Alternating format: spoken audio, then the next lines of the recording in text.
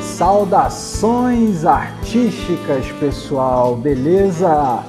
Bom, vamos para mais um podcast, mais um episódio na bandeja com Will Lopes, com PP, Display Bonsai.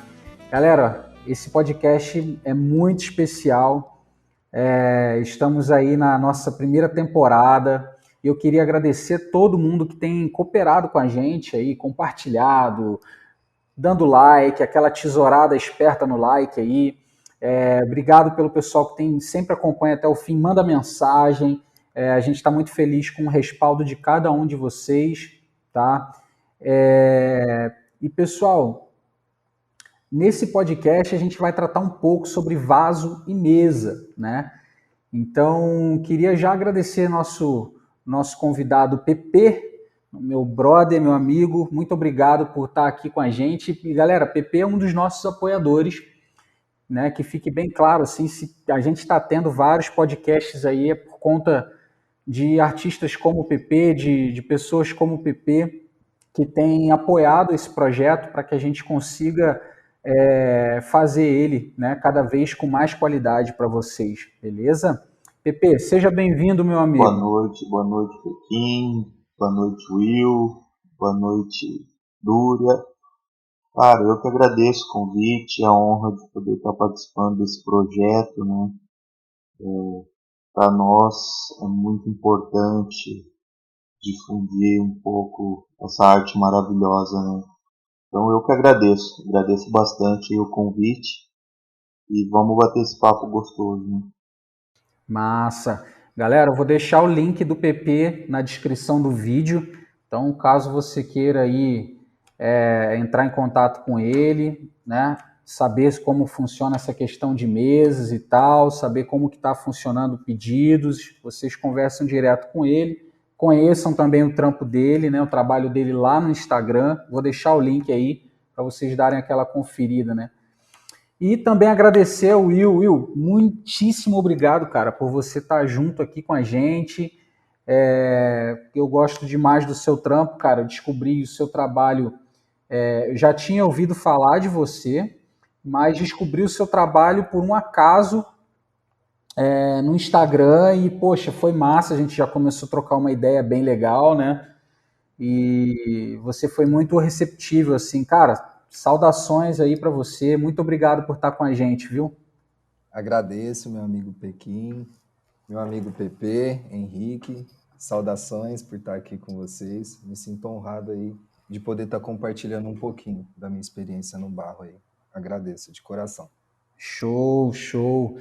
Bom, galera, e o Henrique hoje está na técnica com a gente, né?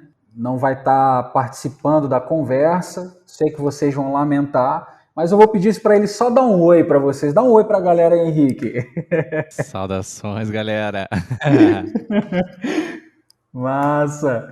Poxa, legal demais, galera. O Henrique é um cara que tem fortalecido demais esse projeto. Eu não conseguiria fazer esse projeto sozinho, né?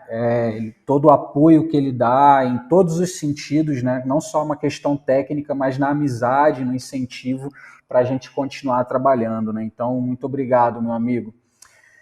Bom, então aproveitando, pessoal, sobre o Will até, eu vou deixar o link também dele, tá? Do Instagram, na descrição do vídeo, para vocês conferirem lá o trabalho do Will, fazer o seu pedido, lota ele de serviço lá, tá bom? Opa, obrigadão, é isso. Não é? Lota o rapaz de serviço aí, vamos queimar vaso, né? E, bom, tenho certeza que vocês vão gostar, galera. É um artista aí dessa nova geração do bonsai, assim como tantos outros talentosos que tem por aí. Se a gente for citar nomes, a gente vai ser injusto, porque tem muita gente boa aí, nova, né, fazendo um bom trabalho. Bom, galera, então, começando o nosso podcast sobre a relação, né, de vaso e mesa, né? Eu queria saber de vocês o que vocês enxergam assim, né, de modo geral, só para a gente, um resumo para a gente abrir o podcast, depois a gente vai, né, aprofundando melhor nisso daí. Mas qual seria, o que vocês enxergam nessa relação entre árvore, vaso e mesa? Eu acredito que a relação do vaso e da árvore, ela começa como um casamento, né? Como a gente sempre prega, né? Que tem que ter harmonia, tem que ter... Não pode ser nem a mais e nem a menos, né? Tem que ser aquela coisa que combina. Eu acredito que o vaso, ele tem que contar mesmo uma história junto com a árvore. E tem que respeitar também esse limite, esse conceito estético, né? Toda essa dramaticidade da árvore mesmo. E a mesa, eu acho que ela vem como a cerejinha do bolo mesmo, né? Para arrematar tudo isso e mostrar toda a grandeza, toda a imponência que é a arte do bonsai mesmo, né? Que é uma arte mesmo, tipo, vai muito além de ter uma árvore no vaso, né? Quando você expõe uma peça numa mesa, é isso, é uma outra, ela está se impondo de uma outra forma, né? Uma forma muito mais imponente mesmo.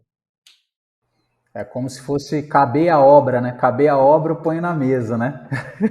Exato. Então, cara, a mesa para mim é algo novo também, né?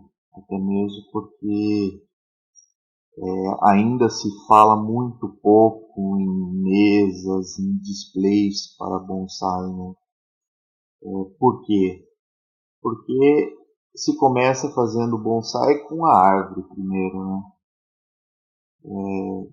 Depois vai para um vaso de treinamento, depois para um vaso definitivo e depois vai se pensar numa mesa para tirar uma foto ou para participar de uma exposição.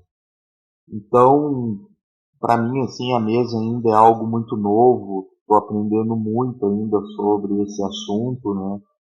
Mas eu vejo hoje a mesa assim como algo muito importante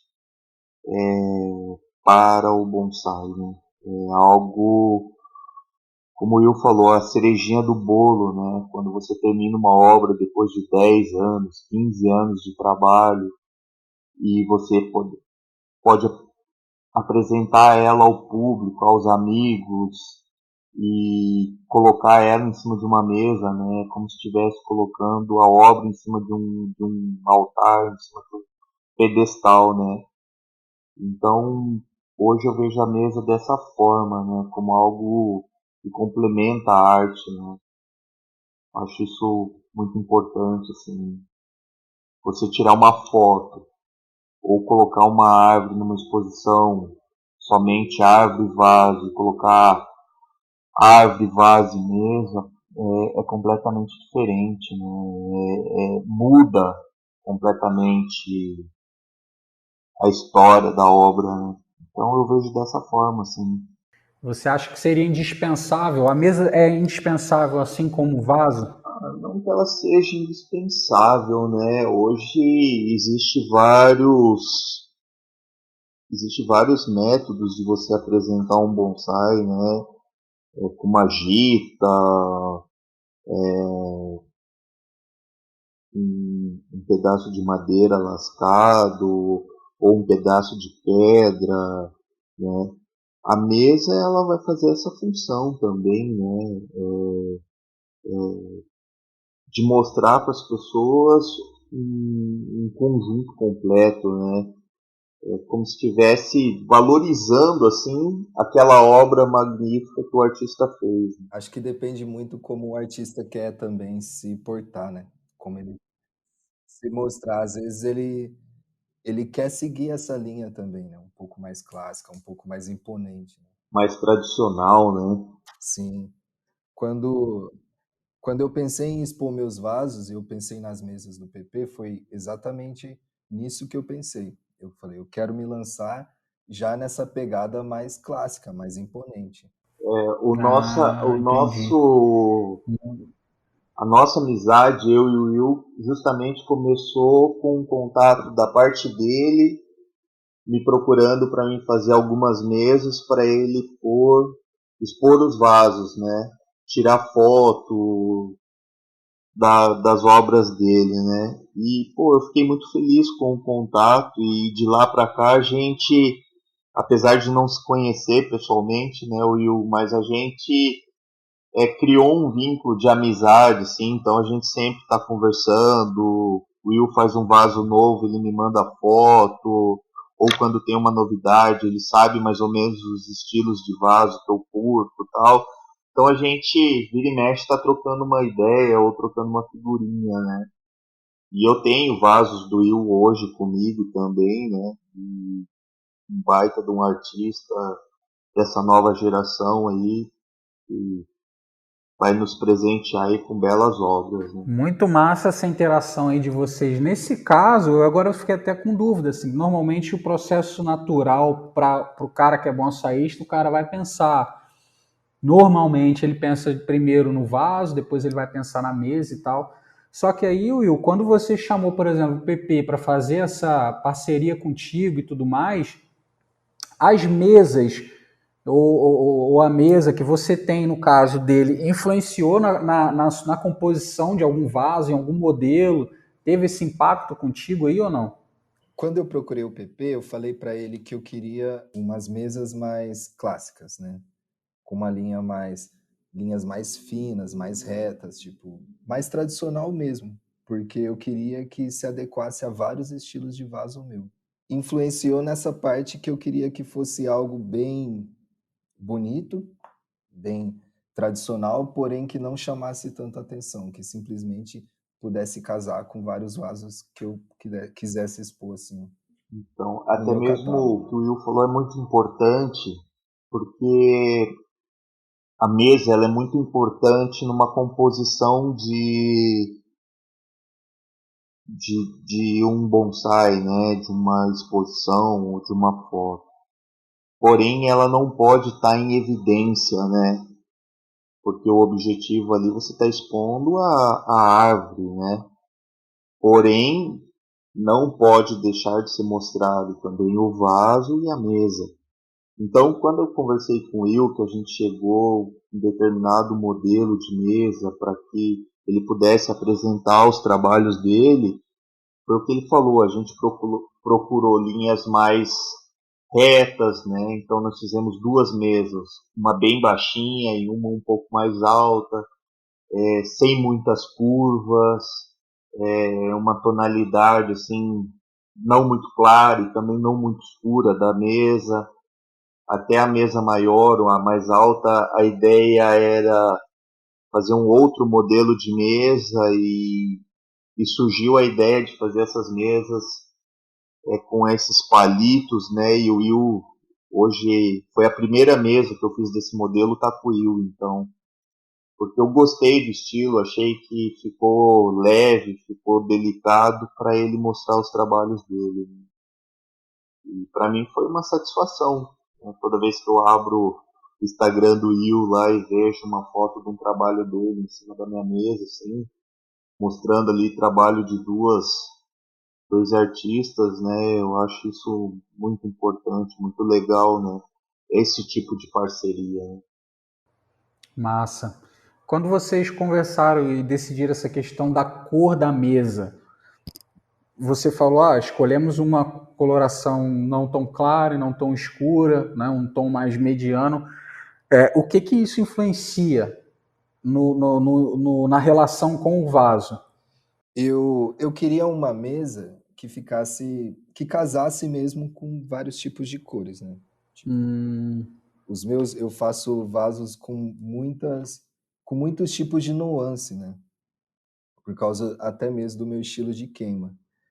E a minha fotografia que eu uso aqui é uma fotografia mais de luz natural, na beira de uma janela, que bate aquela luzinha leve.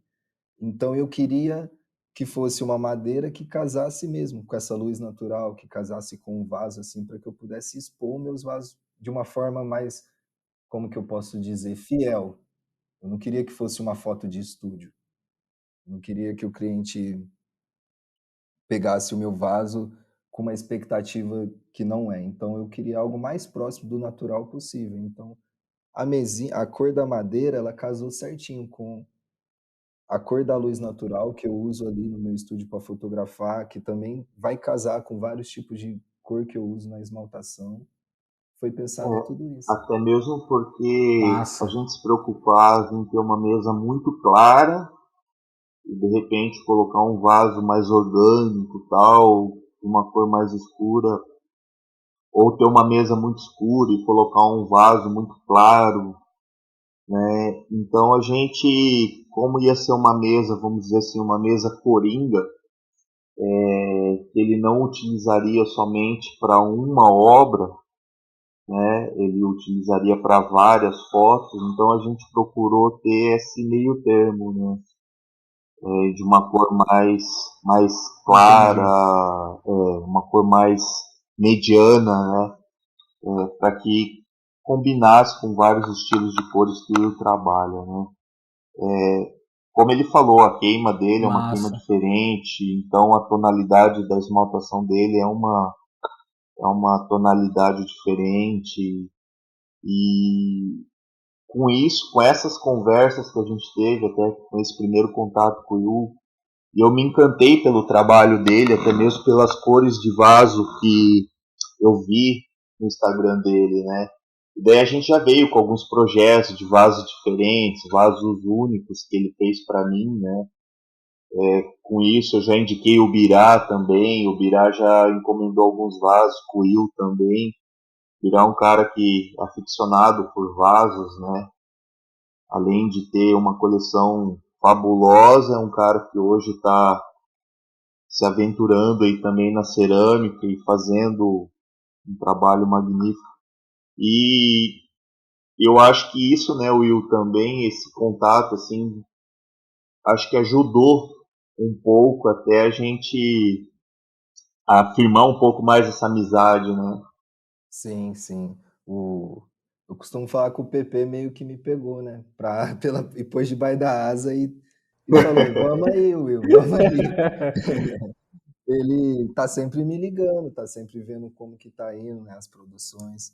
O, o Birá também chegou assim, trocou uma ideia comigo, me deu várias dicas, me contou várias coisas sobre a experiência dele com o barro, né? Sobre a visão que ele tem sobre vaso e é isso, sempre rolou uma troca muito bacana. O Pequim, você deve lembrar quando eu fiz um contato com você e falei, cara, tem um cara de Ribeirão Preto aí de São Paulo que está fazendo um trabalho bacana pra caramba de vaso e tal, e eu te mandei umas fotos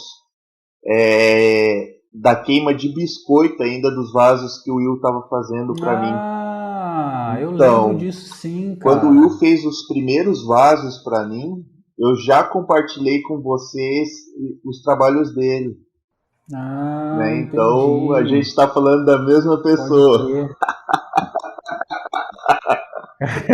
né? Porque eu gostei, Olha cara. aí, O Will, cara. um cara assim que quando a gente conversou assim e eu falei das ideias de vaso tal para ele, e apresentei ele pro Birá, pá, eu falei, cara, eu queria fazer uns vasos diferentes, Will, com umas texturas diferentes, uma esmaltação diferente e tal. E ele me explicou um pouco do processo de queima dele, porque eu não entendo nada desse processo, né? Aí ele me explicou bastante sobre as tonalidades de esmalte, que a queima dele é diferente da queima do Nodera, e ele vai poder explicar isso melhor do que eu. E quando a gente fez os projetos dos vasos, inclusive, ele falou, Pepe, eu nunca fiz vaso nessa pegada, né, cara? Mas eu vou fazer alguns aqui, ver se você gosta e a gente vai conversando, né, Will? E assim que foi rolando, cara. Hoje ele me manda umas fotos dos trabalhos que ele faz, assim, magníficos, né, cara, de uma esmaltação. É um cara que estuda demais também, né, cara? É um cara que não tá estagnado, né, cara? Tá sempre em evolução, né? A gente aí da nova geração, se a gente não estudar, lascou, né? Porque a gente já não tem estrada, né, cara? Se não estudar, aí lascou. A gente tem que ralar muito, né, cara? Tem que ralar muito. Eu queria que você explicasse até para a gente um pouco qual a diferença da sua queima, qual a diferença de uma queima de baixa temperatura para uma queima de alta, qual a vantagem que tem a sua queima, né, para a galera entender um pouco o seu trabalho, né, que é um trabalho diferenciado em relação Boa, a boa. outros ceramistas, não? Vamos lá. Eu vou começar explicando então a minha diferença de queima para uma queima elétrica, certo? Tipo, existem três tipos de queima, que é a queima do nosso grande mestre Izumi, né? Que é a queima de a lenha. Existe a queima do Onodera, que é a queima elétrica, e eu faço uma queima mais roots, assim, vamos colocar, que é uma queima de tambor. Essa queima, ela não me dá padrões. Então, tipo assim, às vezes o PP ele chega em mim e fala: Will, eu quero um vaso azul de tal jeito, com tal nuance de vermelho assim, eu não consigo repetir. Eu sempre falei isso para ele. Falei, PP, eu não consigo, porque eu trabalho com um tipo de queima onde ela sofre interdições diretas do fogo. Tipo, uma queima elétrica, ela sempre vai te dar padrões. Quando você queima um vaso numa queima elétrica, a atmosfera que acontece ali dentro do forno sempre vai ser a mesma. Você programa ali, o forno vai aquecer, chegar na temperatura e voltar, sempre vai ser a mesma. Quando você faz uma queima a lenha, que é igual do mestre Izumi, ela sofre uma atmosfera totalmente diferente por causa da lenha, por causa da fuligem, por causa de tudo que acontece ali durante a queima.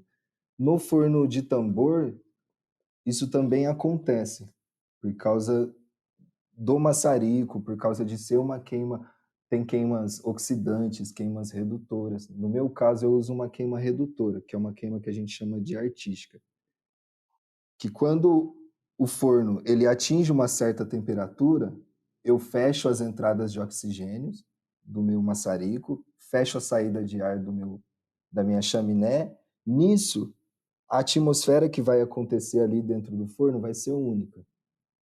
As labaredas vão fazer interdições diretas nas peças, a fumaça, os óxidos presentes na peça vão sair à tona, e isso vai me dar tonalidades de cores de esmalte que eu nunca vou repetir, nunca mais na minha vida. Então, assim, é uma verdadeira briga. O meu trabalho, cada queima dura 8 horas, eu acendo o forno, eu sento lá do lado, e eu fico ali sentado com o maçarico, não tem como eu programar, não tem como eu fazer nada, eu fico regulando totalmente sentindo mesmo, vendo a cor do fogo, vendo o que está acontecendo ali dentro, e assim eu vou fazendo. A diferença da queima é justamente essa, são as interdições diretas na peça que acontece durante a queima, na elétrica. Ela, por ser uma queima elétrica, não acontece uma certa mudança na peça em si, né? Porque é só calor, é só aquela radiação. Na queima, a lenha vai ter o contato da fuligem, da madeira, de tudo, e na queima de gás vai ter as interdições diretas do fogo com a queima do maçarico, né? Que ela pode ser oxidante, redutora. Essa é a diferença. Não, Não sei se animal, ficou cara, muito claro. animal isso daí. Eu já, assim, eu tenho ouvido falar sobre a queima, mesmo no forno elétrico, né? Que já você, lógico, a dificuldade de padrão não é igual à sua, né?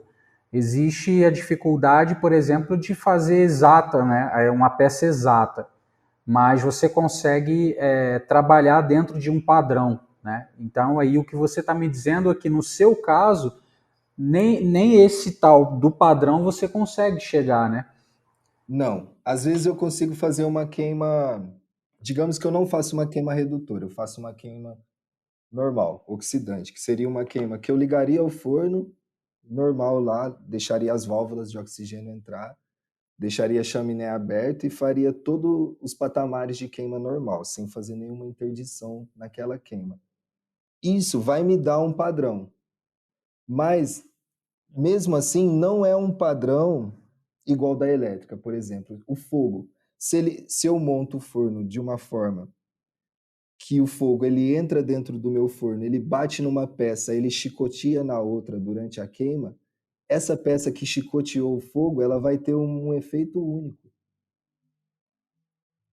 Porque ele sofreu ali essa interdição direta do fogo. Assim. Muito show, cara. Muito show. E até quando ele tirou do forno, que ele me mandou uma foto, e disse assim, Pepe, esse vaso aqui ficou sensacional, porque um lado dele, Pequim, ficou extremamente brilhante, e um outro lado dele, que foi aonde o fogo pegou, ficou fosco, né? Ah, que Então, louco. essas Que louco. nuances que dá no trabalho do Will, assim, na confecção do vaso dele, eu acho muito interessante.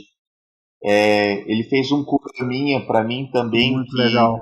ele tinha aplicado uma cor lá, se eu não me engano, era vermelho, né, Will? Isso. E quando ele queimou, cara, ficou um verde, a coisa mais linda, o vaso. Muito show. E aí, esse tipo de trampo, assim, quando você recebe esse tipo de trampo, esse vaso diferente, assim, o que que isso afeta, cara, na produção da mesa, quando você pega um vaso tipo do Will, assim, que tipo, cara, ele mesmo, como acabou de falar, não vai conseguir repetir nunca mais aquele vaso. Tu tá pegando algo extremamente único. Isso te instiga a fazer uma mesa diferente também? Eu e o Will, assim, a gente tem uns projetos aí futuros, né, de fazer uma parceria entre vaso, mesa, caixa e algo assim.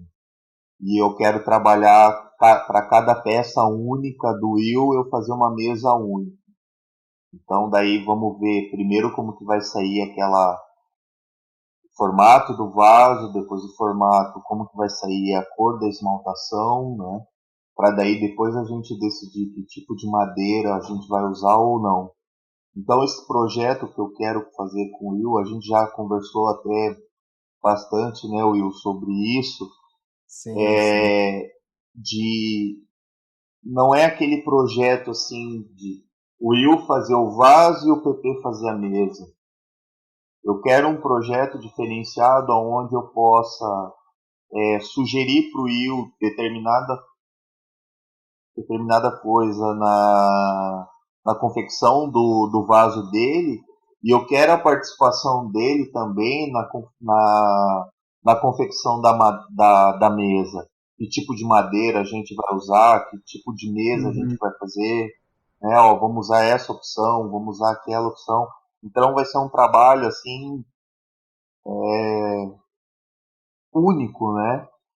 Eu quero fazer mesas, pode ser até um mesmo modelo de mesa que eu faça já, mas com uma madeira que a gente não vai ter outra para fazer igual, entendeu? Então, o trabalho do Will me Entendi. instiga, me incentiva a ter essas ideias, sabe? De fazer algo único também, da mesma forma como ele faz. Não, eu penso dessa forma, não adianta o Massa. Will fazer um vaso único, certo? E eu fazer uma mesa que eu posso replicar ela uma ou até 100 vezes. Eu acho que foge um pouco do contexto, né? Então eu quero fazer o Will fazer uma obra única e eu complementar com uma mesa única também, né? Eu acho que é mais nessa pegada que o Will Entendi. acaba me incentivando, né? Me instigando a raciocinar como eu posso fazer um projeto diferente, né? Como eu posso alcançar algo diferente para essa obra que o Will faz, né?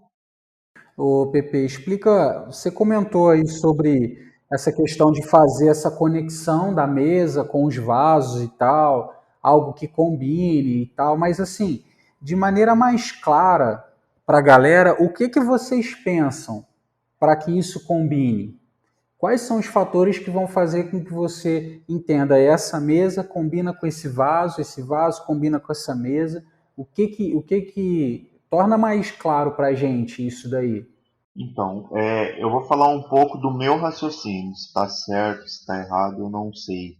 Mas assim, quando eu vou confeccionar uma mesa baseado somente em um vaso, sem ter vamos dizer assim, a atriz principal, que seria a árvore, né? Eu vou partir pelas linhas do vaso. Se o vaso é de linhas retas, se o vaso é retangular, se o vaso é redondo, se o vaso é oval.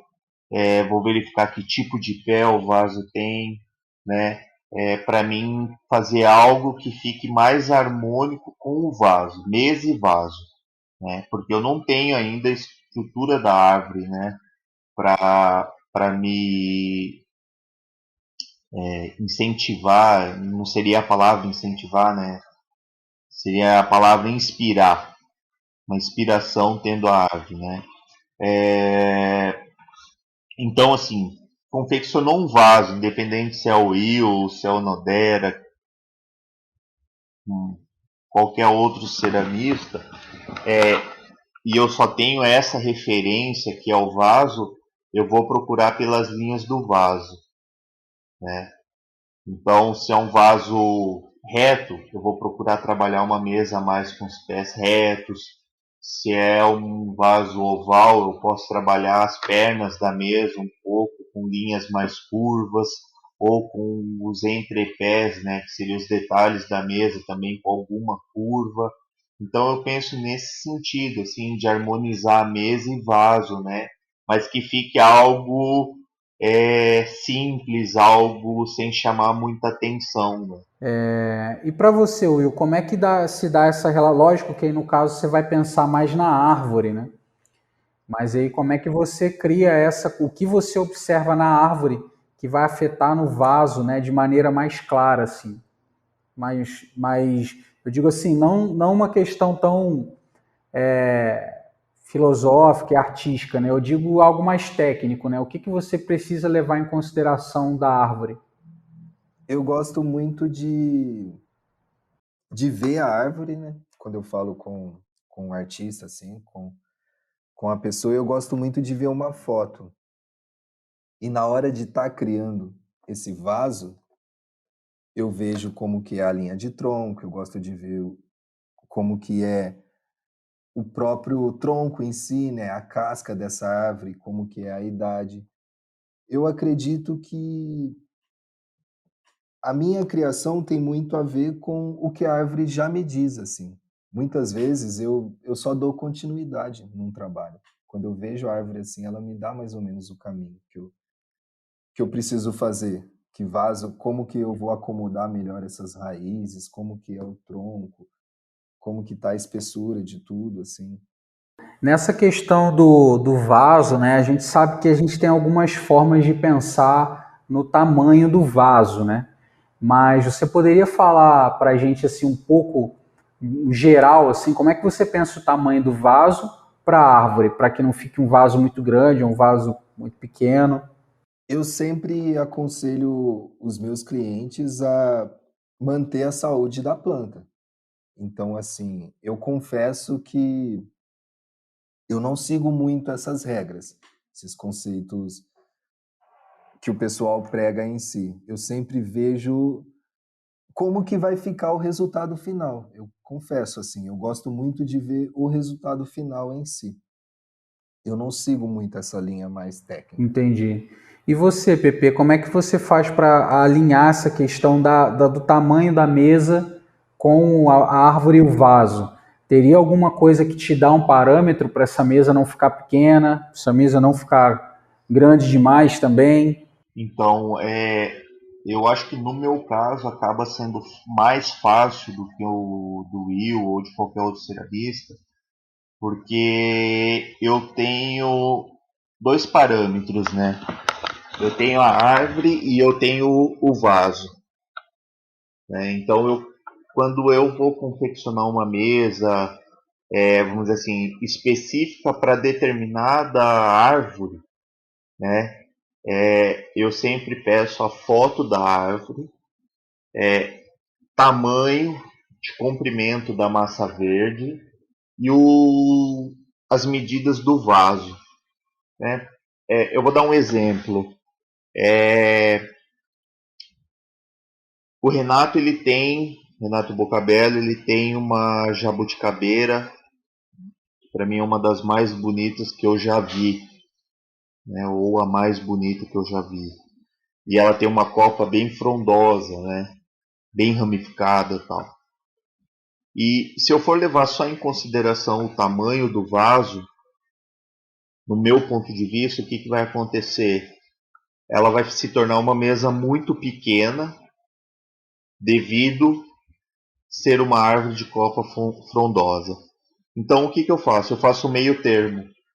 Eu faço uma mesa que não fique nem muito grande para o vaso e nem muito pequena para a árvore. Eu tento chegar nessa dimensão, sabe? Para que fique bem Entendi. harmônico, assim, que mostre assim, um conjunto assim muito bem elaborado, né? Porque imagine só a gente olhar uma árvore de copa frondosa, grande, o vaso geralmente ele acaba sendo menor, ele não é da largura da massa verde. E se eu levo uma mesa muito compacta ao vaso, eu acho que fica estranho. Né? Perde a ambiência, né? Eu acho que eu já até troquei essa ideia com você, assim, que parece uma pessoa muito grande com um tênis muito pequenininho, né? Saquei.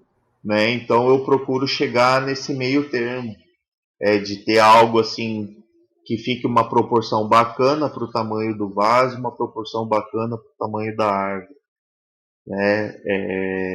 Esse é o meu critério de avaliação, de confecção, né? Eu acho que fica harmônico desse modo, eu acho bacana você ver. Ou a mesma coisa, você fazer uma mesa muito grande e ter a árvore muito pequena em cima dessa mesa, eu acho que também fica muito estranho, né? Entendi. A Copa, então, pelo que você está falando, a Copa ela vai influenciar também, né, na extensão dessa mesa, né? Para mim, Sim. sim. Faz todo sentido. Para mim, sim. Para mim, eu gosto de levar isso muito em consideração, né? Uhum.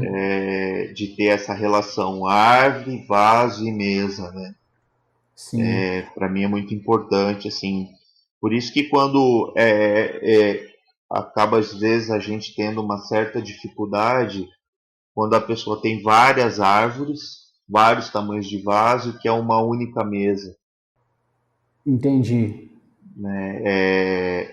É difícil você dimensionar uma mesa que fique legal para todas, né? Uma Que mesa fique coringa, né? harmônica com todas as árvores, né? Você pode fazer um modelo, sim, mais de linhas retas, com menos detalhes, tal, beleza. Isso até a gente resolve. Mas a questão, assim, é a proporção das plantas tem que ser muito parecidas no meu ponto de vista. Né? Entendi. Então, essa questão da altura, né? Como definir a altura de uma mesa, né? Em relação ao projeto? Essa mesa ela precisa ser mais alta do que o vaso ou não? Como é que funciona Não, que isso? eu saiba não, né? A questão da altura, isso eu acho que é mais a questão de gosto até dos amigos, né? Tem gente que gosta de mesas de pernas mais altas. Tem gente que Uhum. gosta de mesas medianas e tem gente que gosta de mesas socadas, Uhum. né? Então isso é muito relativo. Eu acho que daí a altura da mesa, é claro, tem alguns modelos de mesa que eu confecciono que eu não consigo fazer ela baixinha, porque daí Entendo. carrega muito. Vamos dizer assim, uma mesa que eu faço baixinha, ela não pode ter os acabamentos entre pés, Uhum. né? Porque senão, no meu ponto de vista, eu acho que fica muito carregado, né? Entendi. Mas assim, Então, então não é uma questão só de gosto, né? Pelo que você falou aí, tem uma questão estética também, né? sim, sim, Porque claro. É justamente até pelo modelo da mesa, né? É, eu vou dar um exemplo assim de uma das mesas que eu fiz para o Will. Uma mesa bem socadinha, bem baixinha, se eu não me engano, ela tem acho que 5 milímetros de altura, né, Will? 5 por uns 8, talvez. É, ela é bem baixinha, bem Ou, socadinha. E as, não, talvez mais, né? Acho que é ela é maior. um pouco maior, eu acho que ela deve ter uns 14 mais ou menos. Eu não me recordo a medida de comprimento, mas é uma mesa bem socadinha.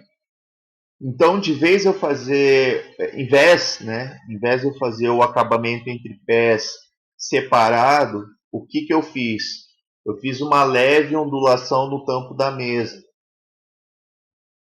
Justamente para quê? Para que a gente não colocasse o entrepé e ficasse algo muito carregado. Eu nem teria como colocar um entrepé ali. Teria que ser algo muito fininho, muito delicado, né? Então, uhum, assim, uma mesa mediana eu consigo já colocar esse acabamento entre os pés, às vezes mais lá para baixo, no meio ou um pouco mais para cima. Isso vai a critério do amigo, né? Às vezes ele gosta de um acabamento bem lá, quase rente ao final do pé. Uns já gostam no meio, outros já gostam um pouquinho mais para cima. Um gosta de entre pé reto, outros gostam de levemente curvado. Então, é conversado, por isso que eu gosto de interagir muito, né, Pequim? A gente conversa muito sobre isso, né? Quando a sim, gente inicia um projeto, a gente se preocupa muito com o estilo de pé, como a gente vai fazer, a grossura que esse pé vai ser, a grossura do tampo, o comprimento, a largura, a altura da mesa, a cor da madeira, né? Às vezes a gente fica semanas conversando para até chegar no resultado de projeto final, sim. né? Então, assim, mas é legal você tocar nesse ponto aí, porque esses detalhes que são escolhidos assim como no vaso, né, ele não é só uma questão da assinatura artística que esse projeto carrega com os artistas ali, mas com a intenção que cada elemento tem, né? Então, um esmalte a ser buscado no vaso, ele vai agregar algo para esse projeto, assim como um pezinho, se é um pezinho nuvem, se é um pezinho mais baixo, né? E a mesa também, né? A mesa, se é uma mesa mais baixa, você vai buscar trabalhar com um certo conceito, né? A minha dúvida toda é assim: se eu estou trabalhando uma árvore que é imponente, né? O que essa mesa poderia ter para agregar nesse conceito de imponência, né? Por exemplo, num vaso, a gente evitaria pés delicados, né? Como que isso se dá em relação à mesa, por exemplo? Né? O que eu agrego na mesa, o tampo, ele tem uma largura específica para que ele agregue isso para a árvore e tal, né? Porque, assim, tem a questão toda intuitiva, né? De quando você está compondo, de quando você está pensando em fazer uma mesa, um vaso. Tem a questão intuitiva daquela questão do feeling, né? Do feeling, mas tem também coisas que eles caminham dentro de uma linguagem visual, dentro de um padrão, né? Se eu trabalho para eu transformar uma matéria bruta e fazer uma mesa imponente, o que eu deveria levar em consideração? Se eu vou fazer uma mesa que eu preciso trabalhar algo mais delicado, o que eu levo em consideração, né? Por que eu estou perguntando isso? Porque muitas vezes o cliente pode chegar, o bonsaísta pode chegar até vocês para um vaso ou para uma mesa e o cara ter um projeto X e te pedir uma mesa Y, entende? O cara não tem noção, por exemplo, nenhuma estética para fazer determinado pedido. Mas para que isso torne mais claro, para que a gente agregue, por exemplo, ao pensamento das pessoas, a chegar até o artista e pedir um vaso, pedir uma mesa, o que a gente poderia dar de norte, por exemplo, né? Então, por exemplo, a gente pode partir da ideia do projeto mais imponente mesmo. Então, se eu tenho uma árvore imponente, como é que eu peço um vaso para o Will e como é que eu peço uma mesa para o PP? Vai lá, Will. Primeiro vaso, né? Eu acredito que depende muito de como é essa árvore, né? Se ela é uma árvore mais clássica, o meu vaso ele vai ter que seguir essa linha mais clássica também, né? E eu acho que a mesa também vai seguir esse conceito, né? E muitas vezes o cliente, o bonsaísta, ele não sabe, ele não enxerga isso também, né? Às vezes ele tem, como você disse, ele tem uma árvore de uma certa forma, mas ele pede outra, completamente diferente. E aí é difícil, às vezes, você chegar e dar esse norte para a pessoa, mas é possível também mostrar para ele. Que às vezes a planta dele é uma planta mais com linhas mais femininas, por exemplo. Então você vai fazer um vaso com mais bojudo, talvez, no meu caso. Eu adoro fazer esses vasos mais bojudos, por causa do torno também. E eu acho que eles dão essa pegada mais imponente. Saquei. Mais abaulado, você fala? Isso. Massa. Massa. E a questão de pezinho, como é que você pensaria? O pezinho influencia muito, Will? Depende. Eu gosto de fazer uns pezinhos mais tradicionais, né? Os meus pezinhos, eles não são assim muito trabalhados. São pezinhos mais clássicos, mais tradicionais. Mas eu acho que tem planta que pede um vaso mais trabalhado, com mais detalhe, que às vezes você vai colocar assim um pezinho de conchinha, um pé de nuvem, né? E tudo depende de como é essa árvore. Se ela é uma árvore que tem mais flores, que tem mais cores, né? Às vezes ela é uma árvore que já tem muita flor, já tem uma copa que chama muita atenção. E aí você vai colocar um vaso com um pezinho flutuante, de nuvem. Eu acho que fica um pouco demais, né? Entendi a linha de raciocínio. E aí no seu caso, PP? Então, vamos lá. Você falou de árvores imponentes, né? Árvores que tenha troncos grossos, né? Copa frondosa, algum sinal de madeira morta, como o pité, como a caliandra espinosa, né? Eu vou trabalhar já uma mesa mais, vamos chamar assim, de uma mesa mais robusta, né? Uma mesa mais forte, um tampo um pouco mais grosso, um pé. Eu tenho uma regra assim minha e esteticamente eu gosto que assim o pé da mesa ele nunca deve ser mais fino do que o tampo da mesa, né? Do que a base da mesa. Ou ele tem que ser igual ou mais grosso do que a base da mesa. Boa. Por quê? Os pés é o que vai estar sustentando a base, né? É o que vai estar sustentando o vaso e a árvore. Por que ele vai ter que ser mais fino do que o tampo? Então, no meu ponto de vista, esteticamente, assim, eu acho que fica estranho uma mesa de tampo grosso com pé fino. Né? Legal isso. Tenta imaginar assim na cabeça de vocês assim uma mesa com um tampo lá de 20 milímetros de espessura e eu colocar os 4 pés e os acabamentos entre os pés com 10 milímetros. Esteticamente eu acho que fica estranho, né? Parece que ela não vai ter firmeza, né? Agora vamos inverter, vamos jogar esse tampo com 10 milímetros e colocar os pés com 15 milímetros, ou ele com 20 milímetros. Aí acho que perde. Se o pé for muito mais grosso, né? Na minha opinião, se parece que. Eu estou imaginando aqui. Parece mas isso que a gente está falando de árvore imponente, tá? Sim. tá? Então, assim, se eu tenho lá um tampo lá de 10 milímetros de espessura, é claro que isso aí vai depender também do tamanho da árvore, né?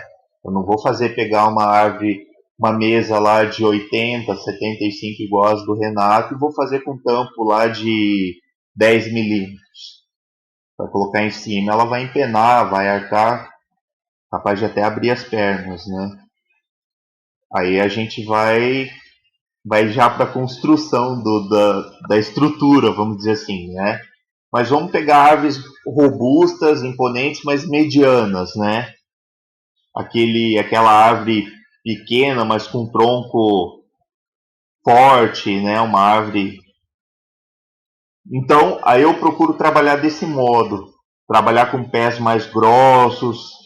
Aí vai depender muito da sinuosidade do tronco, se ele tem curvas, os estilos de vaso. Vou trabalhar com pé mais côncavo, vou trabalhar com pés mais convexo, vou trabalhar com uma leve curva nos acabamentos entre os pés, né?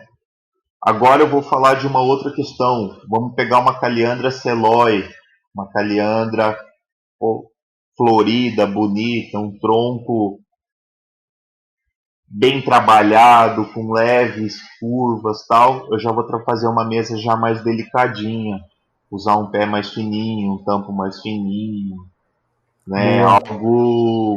Um acabamento não tão carregado, um acabamento mais delicadinho, né? Então eu penso em tudo isso, né? É claro, tem amigos que entram em contato comigo e ele viu uma mesa minha no Instagram ou no Facebook e tal, e ele me pede, eu quero uma mesa desse modelo que eu gostei demais nessas medidas. Beleza, eu vou fazer. Como já aconteceu de eu ter uma ideia na minha cabeça de fazer um trabalho entre os pés e mandar a foto, porque eu sempre vou mandando fotos do processo de montagem, né? Você sabe disso, o Will sabe disso. Eu sempre vou mandando fotos. Então eu fiz os pés, eu mando foto. Eu montei a estrutura da mesa, eu mando foto. Eu fiz os acabamentos entre os pés, eu mando foto. E já aconteceu de eu fazer um acabamento entre os pés e dar uma leve rebaixada, achar que ficar mais delicado. E o meu amigo lá falou, poxa, Pepe, cara, não achei que ficou legal, eu vou preferir ele reto. E eu mudei o projeto, né? Entendi. Porque assim, eu não me acho dono da razão, né? Por isso que eu gosto de interagir muito, por isso que eu gosto de conversar bastante, por isso que eu vou mandando fotos, né? Porque a minha decisão não é a final. Eu não sou um cara que fala, ó, a mesa tem que ser assim, assado e pronto. Não. Uhum. Eu acho que tem que ter a opinião do amigo, né? As orientações da pessoa. É como foi feita a mesa de arame farpado junto com o Arnaldo, né? Aquela mesa ali também foi uma mesa que a gente conversou muito. Entendi. A posição, para você ter ideia, a posição dos arames farpados que eu coloquei na mesa não foi uma ideia minha, foi uma ideia que veio do Arnaldo. Eu fiz um projeto e mandei para ele e ele veio com essa ideia. Pô, Pepe, e se a gente fizer não alinhado, vamos fazer eles que não fique alinhado os arames farpados, né? E isso veio uma ideia dele. E eu achei sensacional. Por fim, é um trabalho conjunto, né? A gente trabalha Isso mesmo. sempre Então como a mesa pessoal. ela me possibilita isso, né? Já no vaso eu acho que é mais difícil. O Will confeccionar um vaso e fez um determinado tipo de pezinho, e daí ele manda a foto pro cara e o cara fala, pô, não gostei desse pezinho. Como que você vai mudar isso, Will? Só Tem que fazendo um fazer vaso outro, né? novo, Geralmente eu faço 3 modelos. né? Lá, o cara é prevenido, velho. Aí, ó. Já no meu caso, eu tenho esse privilégio de fazer essa alteração. Ah, beleza, mas o que você vai fazer com os entrepés? Cara, eu vou usar num outro projeto. Eu passo uma fita crepe no quarteto lá, né? Que é nas 4 peças. E, pô, num futuro projeto eu uso esse acabamento entre os pés para outra mesa. Ou mesma coisa já aconteceu de fazer um pezinho e a pessoa falar, poxa, mas não dá pra gente deixar mais fininho? Beleza, vou lá e diminuo. Ah, mas não tinha como deixar um pouco mais largo? Aí é só fazendo outro. Mas eu não perdi os pés, né? Eu posso fazer um outro projeto com esses pés. Né? Então eu tenho esse privilégio que um ceramista não tem. Né? É uma peça e queimou. Não tem nem como ele, eu acho, né, Will? Não sei, não tem nem como você colocar um pezinho nele e mesmo que ele não tenha sido feita a queima de biscoito e você fazer essa alteração depois. Eu acho que não dá, né? Cara, tem gente que consegue colar às vezes com o esmalte, mas é muito difícil, viu? Você pegar assim, passa bastante esmalte ali e reza, sabe? Reza para a peça conseguir juntar. Mas é difícil. Eu já vi poucas situações que isso deu certo. No meu caso, tipo, aconteceu com a gente, eu acho que há umas 2 semanas, né? Você encomendou uns vasos comigo, eu te mandei uns 4 modelos e falei, ó, você pode escolher um dos 4, não tem problema. Os Sim. outros que você não quiser, eu vou passar para... Aí, só que no fim, o que que acontece? Os Fica 4 tudo ficam bom. sensacional, aí você quer comprar os 4. É verdade, Ele é PP. Então, esperto. o jeito é você fazer 3 mesas também, cara. Verdade. Né? Então o Will ele faz lá 4 vasos. Daí ele manda pra mim na queima de biscoito. Aí ele fala, Pepe, eu vou fazer a esmaltação, aí você escolhe qual que fica melhor. Só que daí, Sim. como o processo de queima do Will é diferenciado e os 4 ficam diferentes, Uhum. você quer ficar com os 4 vasos. É verdade. Sabe, isso que a gente está conversando é muito massa, porque a gente foi trocando ideia e eu estava pensando assim, tava com essa instiga mesmo, assim, de provocar vocês, né, a esse raciocínio, porque é comum que as pessoas cheguem no artista e peçam coisas assim, eles querem como é que eu posso explicar? Eles querem entender eles querem ver o projeto deles, né, dentro de uma linha que eles já vêm com isso na cabeça, né? Muitas vezes você tem que materializar aquela ideia, né? Mas assim, nem todo mundo tem a paciência de entender que o que vocês fazem, seja cerâmica ou seja a mesa, né, o vaso ou a mesa, é uma composição e é tudo muito pensado. Então, quando eu perguntei até para vocês, pô, tem que ter alguma lógica na coisa, tem que ter, por mais que tenha uma lógica, percebe o quanto é difícil você traçar uma linha definitiva, né, sobre alguma coisa.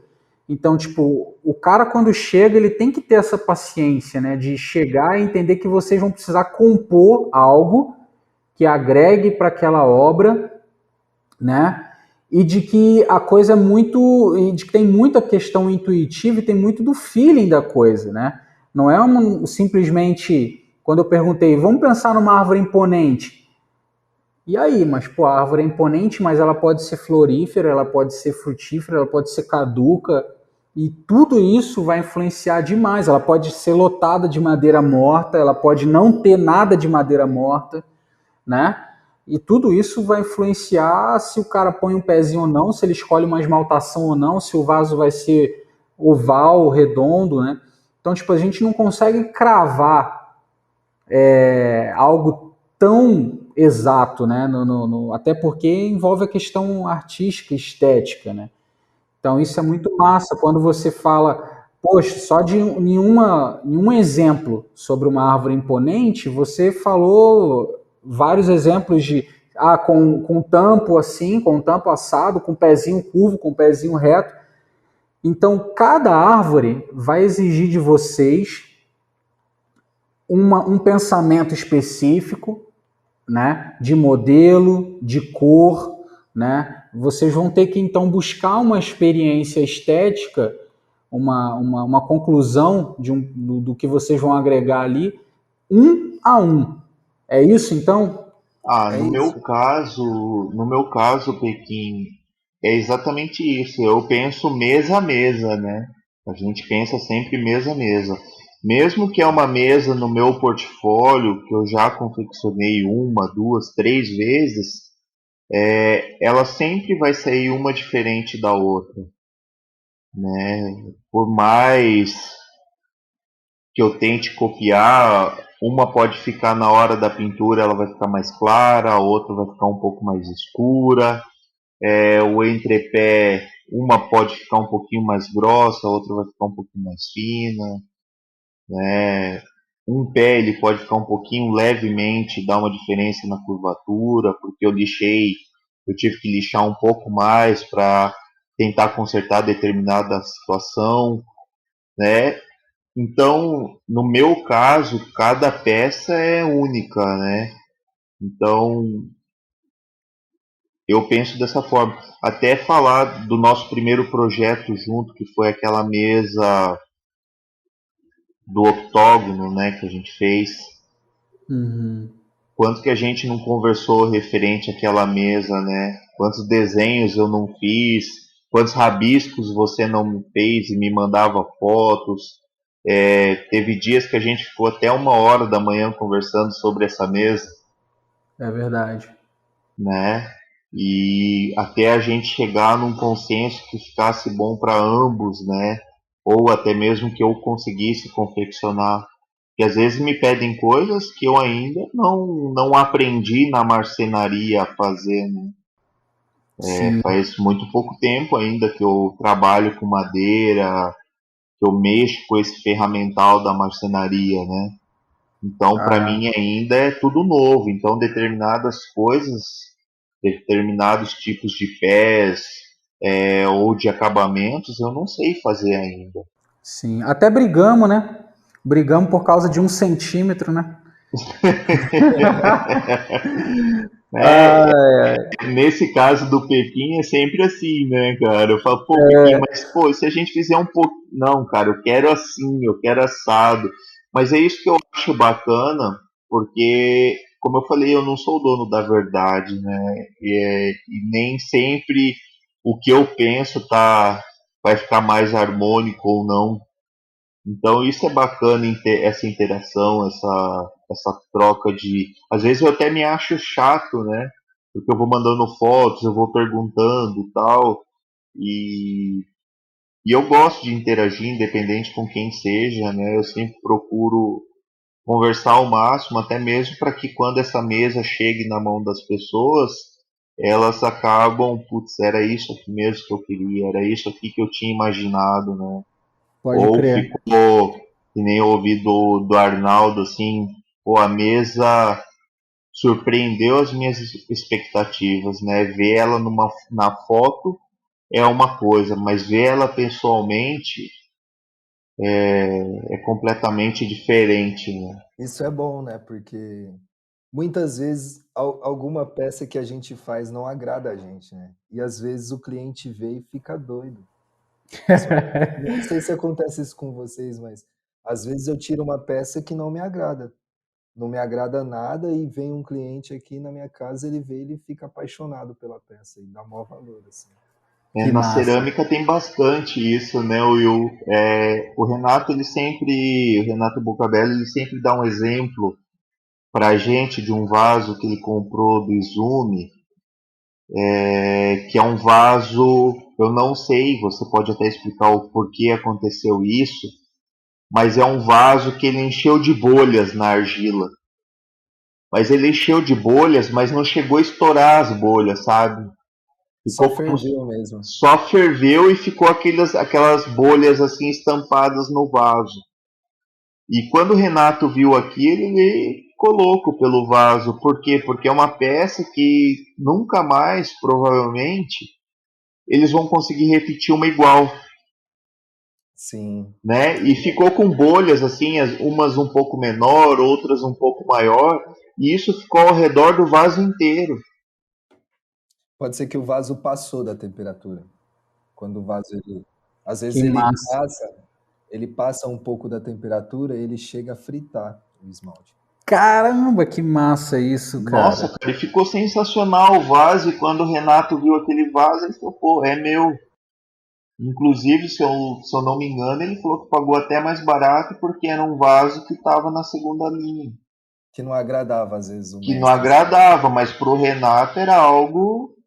Cara, E isso acontece realmente, algo muito. bacana, né? Sim, isso acontece muito mesmo aqui comigo, direto. Às vezes a peça realmente não me agrada, eu chego a não mostrar ela para ninguém, assim. Eu guardo ela num cantinho, deixo ali escondido. Vem uma pessoa, às vezes eu mostro meio que desacreditado, assim, a pessoa fica louca na peça. Muito maneiro. Muito É maneiro. muito massa isso, né? Até uma vez, conversando agora com o seu Renato aqui de Curitiba, né? O seu Renato da Araucária. Vou falar da Araucária porque eu acho que a galera vai conhecer mais ele dessa forma. É um bonsaísta assim, que eu tenho uma admiração, assim, um carinho muito grande. E logo no meu início de bonsai, ele confecciona umas pedras para bonsai, né? E as pedras dele que ele confecciona são pedras únicas. Ele faz, eu não sei direito o processo, mas ele faz um negativo no barro, e daí ele enche aquela caixa ali que está o negativo do barro com a massa, deixa secar, depois ele desmonta a lava e ali ficou a pedra. Então, assim, são sempre pedras, porque o molde só serve para uma vez, né? Não dá para fazer várias, tirar várias peças ali, é uma única peça e pronto. E um dia ele me falou assim: Pepe, às vezes eu faço uma pedra e eu não gostei, não ficou legal, não foi o formato que eu almejava. E aí eu falei: mas o que o senhor faz? Ele falou: eu quebro.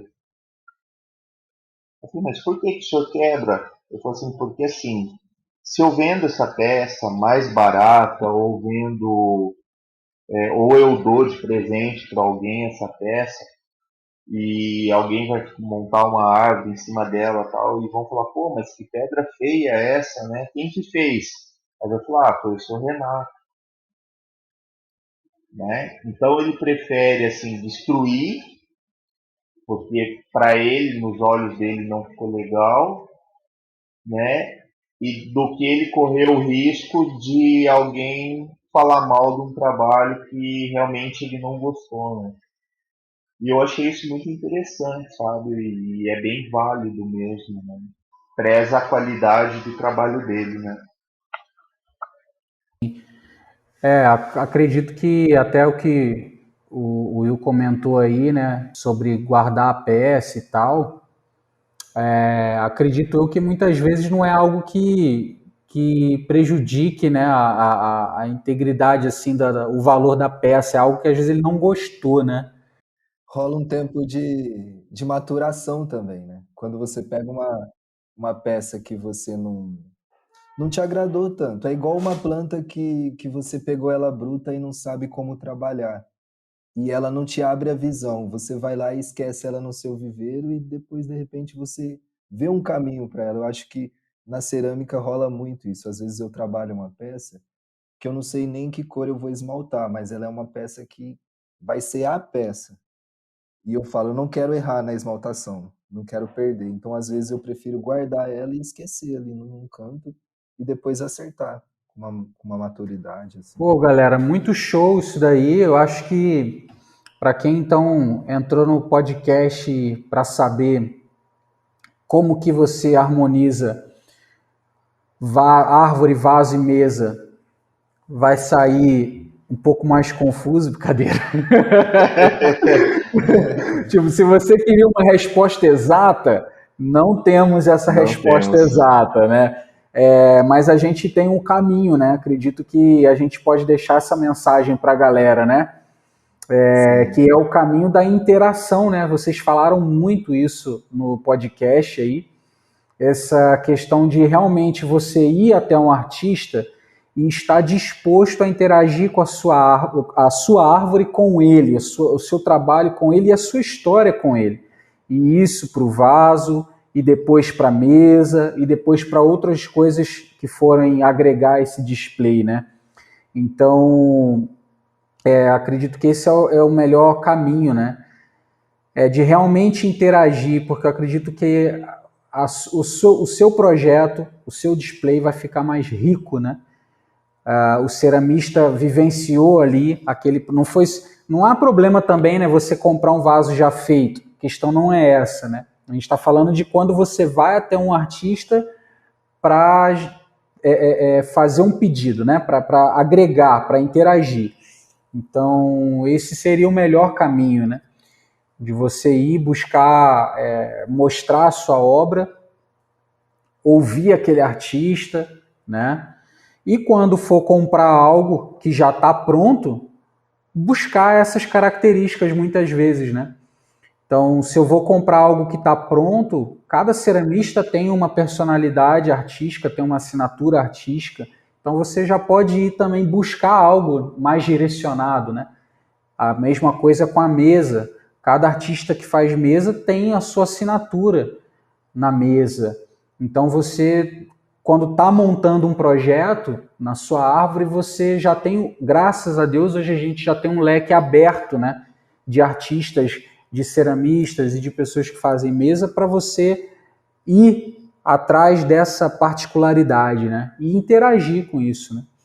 Acredito, pelo que eu estou ouvindo, pela conversa e pelo que eu conheço assim, de vocês, eu acredito que o que eu senti nisso tudo é isso, é chegar disposto a interagir, a conversar, a dar tempo ao tempo, porque muitas vezes o outro artista vai precisar desse tempo, né, para pensar, para amadurecer esse projeto. Nem sempre o vaso vai sair de cara ou a mesa vai sair de cara, mas ter essa paciência, né? Mais uma vez, a arte, né, o bonsai aí nos possibilitando a frear o nosso imediatismo, né? Ou eu estou errado, como diria o Datena? O que vocês acham? Acho que é isso. É difícil criar quando o bonsaísta, às vezes, ele já chega com uma ideia formada na cabeça dele. Às vezes ele já tem aquela ideia, aquela expectativa que nem eu ou às vezes nem o PP vai atender. E quando você deixa a gente livre assim para criar, eu acredito que fica mais fácil, fica mais leve. Sai uma coisa muito mais natural assim. Legal, legal. Dá esse espaço, você fala, né? Exato, óbvio, né? Você vai falar o que você quer, o que te agrada, assim, às vezes você vai falar uma cor que te agrada, um modelo, mas quando você dá essa liberdade, eu trabalho de uma forma muito mais livre, né? Eu consigo ter essa liberdade artística para criar, te atender, assim. Entendi. E você particularmente, você prefere esse tipo de trabalho assim, né? Prefiro estar criando junto com o artista, assim. Massa. Porque é muito complicado mesmo. O meu estilo de queima é realmente complicado. Eu tentei uma vez explicar para o PP, eu falei para ele, PP, eu tenho aqui uma cor, cara, que eu queimei ela em 3 fornadas diferentes. Cada fornada saiu uma cor. O mesmo esmalte. Tipo, numa ele saiu azul, na outra ele saiu vermelho, na outra ele saiu verde. Eu falei, cara, eu não sei o que tá acontecendo, cada cor tá saindo cada fornada tá saindo uma cor. Então é muito difícil quando a pessoa já chega já com essa expectativa de que eu quero um vaso assim, nesse formato, nesse tamanho. A gente é muito parecido então, hein, Will? Quando eu estava vendendo mais os desenhos, eu parei com isso, né? Mas quando eu estava vendendo as ilustrações, eu travava quando alguém chegava e falava assim, eu queria uma cascata. Eu travava, entendeu? Tipo assim. O PP fala, pô, cara, eu quero que você faça minha logo rabiscada. A sua logo aquarelada foi muito difícil, assim, e eu não consegui fluir, entendeu? Eu não consegui fluir, assim. Mas é uma dificuldade. Tem artista, cara, que ele consegue, você passa a ideia para ele, você passa. Não, eu quero assim, assim, assim, assim, assim, assim. E o cara reproduz. Né? Eu já não sou esse cara, entendeu? Eu já não sou esse cara, eu travo, assim. Então, assim, tô estudando cerâmica, tô aí na peleja aí, mas provavelmente eu não vou ser aquele cara que vou fazer vaso do jeito que alguém pediu, entendeu? Com medida e tal, porque eu travo, meu negócio é sentar e fazer, Mas livre o negócio vai, né? entendeu? Quando você senta lá sem peso. Às vezes eu sento no meu turno para Sim, cara. pensar, de verdade mesmo. Às vezes eu tô com cabeça quente, assim, eu preciso resolver algumas coisas da minha vida. Eu coloco lá uns 3 quilos de barro no torno e vou fazendo vários vasinhos pequenos, sabe? Você faz lá a bolotona e vai tirando só as pecinhas pequenas, uma a uma. Eu vou fazendo. Quando eu vejo, foi 3 quilos de barro, eu nem vi.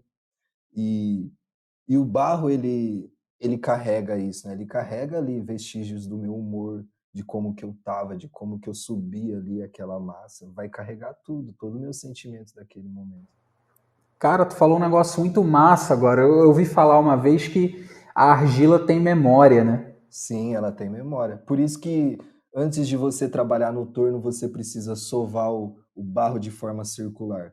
Porque para ele adquirir essa memória circular. Que animal isso, cara. Que animal isso, velho. Ele sempre tende a repetir a última coisa. Então, por exemplo, às vezes acontece aqui comigo, eu faço um vaso, ele tá perfeito, pronto. Ponto de couro. Sem querer, eu fui lá e dei uma cotovelada, amassou o cantinho. Aí eu vou lá com a buchinha, volto ele ao normal. Vou alisando até que eu consigo voltar ele ao normal, fica perfeito. E aí eu queimo, a hora que eu tiro ele do forno, ele tá como? Com o sinal do amassadinho lá, que ele voltou. A memória do barro faz ele voltar. Que animal.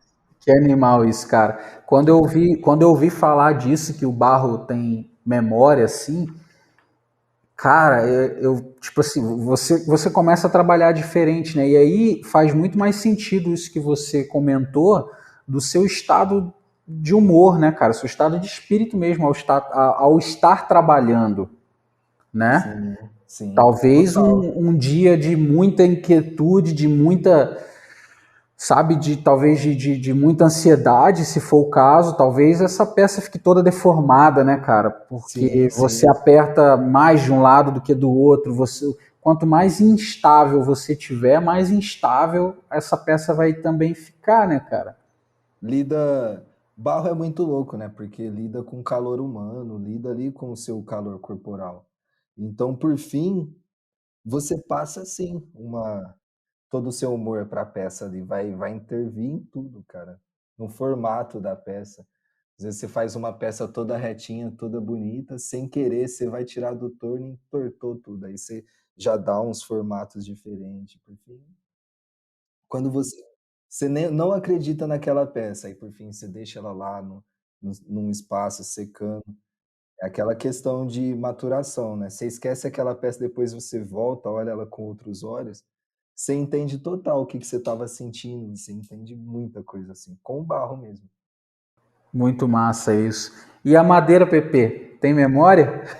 Então, cara, a madeira ela entorta também, né? Mas daí ela entorta de uma outra forma, não porque eu dei uma cotovelada ou algo assim, né? Tem que ser a Mas, cotovelada. mas no meu caso, sim, já aconteceu o caso de eu montar uma mesa, montei meia dúzia de mesas com um amigo e pintei as mesas, isso foi numa sexta-feira, e na segunda-feira que eu chego, as mesas todas empenadas. Caramba. Mas isso Né? acontece por causa da madeira, Pepe? A madeira verde, alguma coisa Então, assim do tipo? não necessariamente só por causa de madeira verde, até mesmo porque é onde eu compro as madeiras, né, são madeiras secas, né, elas não ficam no tempo. Essa madeireira é uma madeireira bem organizada, assim, então a qualidade de madeiras que eles têm lá é muito boa. Mas acontece assim, vamos dizer assim, nesse caso foi um corte de madeira errado, porque o que, que aconteceu? A madeira ela sofre a dilatação do tempo, né? Então, em tempos mais úmidos, ela vai aumentar, ela vai expandir. Quando ela perde essa umidade tempo muito quente, perdeu essa umidade, ela vai retrair. Então, o que acontece? Como eu não consigo fazer áreas de dilatação da madeira, minhas peças eram coladas, né? Então, o que aconteceu? Quando eu fiz essas mesas, estava num tempo meio úmido. Eu pintei e tal. E justamente aquele final de semana que eu pintei, teve uma mudança de tempo assim absurda. E o que aconteceu? A madeira ela secou rapidamente. Ela perdeu essa umidade, mesmo pintada, ela perdeu essa umidade. Aí o que acontece? Ela trabalha. Então, um dos motivos foi esse, e o segundo foi um corte errado. O sentido do veio de uma das peças que eu, vamos dizer assim, da moldura que eu fiz no tampo da mesa, na base da mesa, estava com o sentido de veio errado. Então, assim, o miolo da mesa trabalhava de uma forma e as molduras da mesa trabalhavam de outra. Mas isso eu não sabia, né? Eu aprendi no acerto e no erro. Você e o Pequim, vocês têm cursos de cerâmica, né? Eu não tive ainda a oportunidade de fazer um curso de marcenaria, mas aquela marcenaria de madeira bruta, sabe? Existe o curso de marcenaria, mas vai trabalhar muito com MDF, MDP, compensado, essas coisas. E é completamente diferente de você trabalhar com a madeira bruta, né? Então, eu tenho aprendido assim com os acertos e erros. Então, o que eu faço? Eu compro a madeira, eu deixo ela sempre parada no meu local lá 20, 30 dias, porque daí eu vou ver para que lado que ela vai trabalhar, né? Eu sei que ela está bem seca, então eu monitoro, choveu durante 5 dias, como que tá essa madeira? Pô, agora fez sol durante 5 dias, para que lado que ela trabalhou? Então hoje eu tenho essa concepção. Existem aparelhos, para você ter ideia, que eu pesquisei na internet e tal, para medir essa umidade da madeira. E deve existir um cálculo que é feito baseado nessa umidade, essa questão de dilatação que você deve fazer, né? E conversando com um amigo lá do Canadá, lá de Quebec, lá o Alex Limbo, é um cara, puta, eu sou fã do trabalho dele, ele faz mesas para bonsai também, e eu expliquei isso para ele, ele falou assim, Pepe, o problema é que você não está deixando uma área de dilatação, a madeira ela trabalha. Então, você tem que deixar áreas de dilatação, muda o seu sistema de colagem, né? Você está colando na parte de baixo ou você está colando na lateral? Pô, eu estou colando na lateral. Não, cara, cola na parte de baixo e deixa a lateral sem cola para que ela trabalhe. Então, cara, são coisas assim que a gente vai aprendendo com informações de amigos ou pesquisando na internet e tal.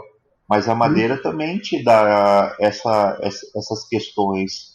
Referente Massa. ao humor, aí, pô, tem dia que você não tá com aquela inspiração, tem dia que você vai fazer tudo que você vai fazer dar errado, pô, você mede, você quer fazer uma mesa lá com 35 centímetros, aí você calcula, eu vou fazer com 2 de moldura, então eu tenho que reduzir 4 centímetros, eu tenho que cortar o miolo da mesa com 31. Pô, daí você vai e corta com 28, porque você está estressado, você não raciocinou direito e tal, daí, pô, você pega aquele material, beleza, não é perdido, mas o seu tempo foi perdido, você não recupera esse tempo mais, né? Muito cálculo, né, Pepe? Muito cálculo, é muita, né? Então hoje eu tenho tido uma rotina assim muito de medir 2, 3 vezes antes de cortar, sabe? Então eu vou lá, meço. Aí, pô, já aconteceu várias vezes de eu estar indo para a serra, posicionei a peça na serra para cortar. Eu falei, pô, deixa eu dar mais uma conferida. Vou lá e confiro de novo, sabe?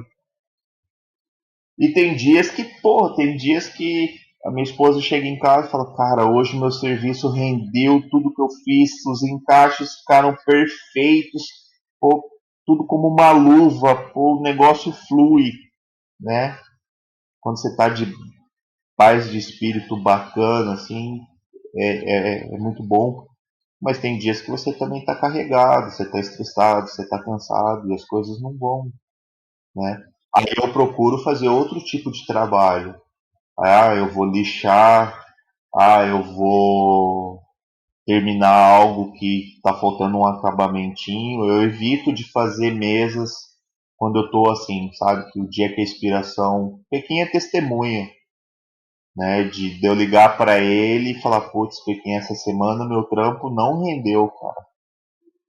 Né, Pequim? A Sim, gente já conversou várias é vezes. verdade. Eu falar para ele: Você, pô, essa semana, cara, trabalhei e, cara, não fluiu legal. você falou uma parada muito massa e a madeira trabalha, né? A gente falou do que a argila tem memória e tal, né? Então, mas a madeira trabalha. É interessante isso. Então, cara, se eu compro uma mesa sua, eu tenho que saber guardar essa mesa, né? Como é Também, que é? Conta isso claro. aí pra galera aí que for comprar mesa Então, contigo. a questão da mesa de bonsai, tem mesas assim que ela é extremamente estruturada. Então ela está travada assim de todos os lados, principalmente mesas grandes, que eu trabalho com espessuras de madeiras mais grossas, me dá essa possibilidade de eu travar ela de uma determinada forma. Já mesas mais delicadas, onde o tampo é mais fininho, o entrepé é mais fininho, eu não tenho muita área de sustentação assim de colagem e tal, ela acaba se tornando uma mesa que, vamos dizer assim, delicada. Então tem os seus cuidados, né, de ser guardada. Todas as mesas que eu faço, eu mando ela dentro de um saquinho de TNT, justamente para a pessoa utilizar. Pô, tirou sua foto, colocou numa exposição, retirou, coloca dentro do saquinho, deixa ela guardada num local é, arejado, né, que não pegue calor excessivo, não pegue umidade excessiva, né? Então, esses são os cuidados assim que tem que ter no armazenamento da mesa. A Por mesa, que, ela por que o saquinho de TNT? Então, o saquinho de TNT para quê? Ele tem várias funções. Uma que eu acho muito importante quando a pessoa recebe a minha mesa e vê esse tipo de embalagem, né? Eu acho muito bacana e já recebi vários elogios referente a isso. O segundo motivo do saquinho de TNT é a preservação da mesa, né? Ela não vai pegar pó, ela não vai riscar com facilidade. O saquinho de TNT ele vai respirar, né? Hum, Ele não vai ficar. Por que eu não coloco dentro de um saco plástico? Porque ele pode suar, né? A madeira ela retém umidade. Guardei ela dentro do saco plástico, perdeu essa umidade, o que ela vai acontecer? Vai suar o saco, consecutivamente vai manchar a mesa, porque está feito um trabalho com seladora, né? Então o saquinho de TNT ele respira, né? Ele não cria essa umidade interna. Não pega muito pó, show. né? Não pega pó, fica bem guardadinha, bem armazenada. Então o saquinho de TNT foi pensado nisso, né? Pô, chegar num amigo lá, ter uma boa de uma embalagem, ele vai poder guardar essa mesa dentro do saquinho, ela não vai pegar pó. O saquinho, a mesa não vai suar porque o saquinho ele não é de plástico, né? Então a confecção do saquinho é minha esposa que faz mesa a mesa. Hoje mesmo ela está fazendo lá saquinhos para algumas mesas que eu tenho que mandar, né? E poxa, feito com o maior carinho, com uma qualidade de costura bacana. Isso é muito importante também, né? Você já recebeu mesas minhas Sim, assim, né? sim. Muito show, cara. Muito show. Bom, pessoal, a gente foi bem aí na questão de tempo, né? Até para não ficar cansativo para a galera, a gente infelizmente também vai encerrar. O papo tá bom, eu ficaria por muito mais tempo aí. Quem sabe a gente não marca uma próxima aí com outro tema, se for o caso, né? E acredito que vai ter mais outras vezes aí que a gente vai se encontrar. Foi bem massa, né? A forma com que foi conduzido, assim, muitos esclarecimentos. Queria agradecer mais uma vez vocês aí. E queria perguntar se alguns de vocês aí tem uma consideração final aí para deixar, umas palavras de sabedoria. É só agradecer mesmo a oportunidade de trocar essa ideia, né, com o Will, com você, Pequim. Mesmo o Henrique não participando, mas está aí com a gente, ouvindo, cuidando da parte técnica, né? Então, meu agradecimento aí pelo convite, que esse projeto aí continue firme, forte, seguindo adiante. A gente ouvir a história aí dessa galera do bonsai, que eu acho muito importante, né? Mas fala pra galera como é que o pessoal te acha, Pepe. Então, as minhas mesas, a maioria delas confeccionadas, eu sempre estou postando no meu Instagram, né? Então é PP Bonsai Display. Pode estar entrando em contato também comigo pelo WhatsApp, né? Consta meu número lá. A gente vai trocar uma ideia, a gente vai interagir, né? Vamos fazer o que a gente puder fazer aí para estar confeccionando uma mesa de agrado aí. Boa. E aí, Will, as palavras são suas. Para mim foi uma satisfação enorme estar com vocês aqui. Agradeço aí Pequim, Pepe, Henrique. Muito obrigado pelo espaço, por estar falando um pouquinho da minha experiência. Agradeço de coração e desejo que a gente possa estar se encontrando outras vezes, conversando mais. Foi muito bom, muito obrigado. Opa, valeu, cara. E como é que a galera te acha aí também no Instagram? Isso, eu compartilho meu trabalho pelo Instagram mesmo, lopes.will, com L só no Will, tá? É isso, muito obrigado. Show de bola. Você que nos acompanhou até o final, muitíssimo obrigado pela sua audiência, tá? Muito obrigado por estar sempre apoiando o projeto. Não se esqueça de dar aquela tesourada no like, tá? Confere o trabalho desses artistas aí, do Will, do PP, e compartilha aí, galera. Compartilha o podcast com mais pessoas, convidem o pessoal aí para estar apoiando esse projeto. Um abraço para todo mundo, até a próxima com muito bonsai. Saudações para todos vocês aí. Uma ótima semana, um ótimo sábado e domingo para vocês. E sempre lembrando, semana que vem eu vou estar passando de novo a próxima divulgação do próximo episódio na bandeja. Um abraço, galera. Valeu! Pera aí, Pequim. Você acha que eu não vou participar desse podcast não, né, cara? Você acha que eu não ia vir aqui para falar do momento massa? Boa! Bom, galera, um momento massa, com certeza, a gente tem aí bonsai old firme. Então você pode entrar no site, tem cupom de desconto, isso aí mesmo, galera. Tem cupom de desconto na bandeja. Você vai digitar na bandeja, depois de fazer a sua compra, vai no campo do cupom, escreve lá. Você vai ganhar um super desconto vinculado com essa parceria que a gente tem com a Bonsai Old Firme. Então, lembrando, o cupom é na bandeja, para você pegar aquelas camisetas especiais e dar aquele rolê vestido a caráter de bonsaísta. Outro momento massa com o nosso apoiador, também muito especial, Bonsai Arte Viva, galera, um viveiro aqui em Jundiaí, tá? Viveiro e escola de bonsai. Então tem cursos, workshops, beleza? Escola lá, pré-bonsai, bonsai, insumos, vasos, o que você imaginar de bonsai, você consegue na loja no site e também na loja física que fica em Jundiaí. Confere no link aí na descrição do vídeo, você vai achar o Instagram de todos os nossos apoiadores e você pode entrar em contato com eles, conhecer as opções de produtos, de serviços e tudo mais. Um abraço.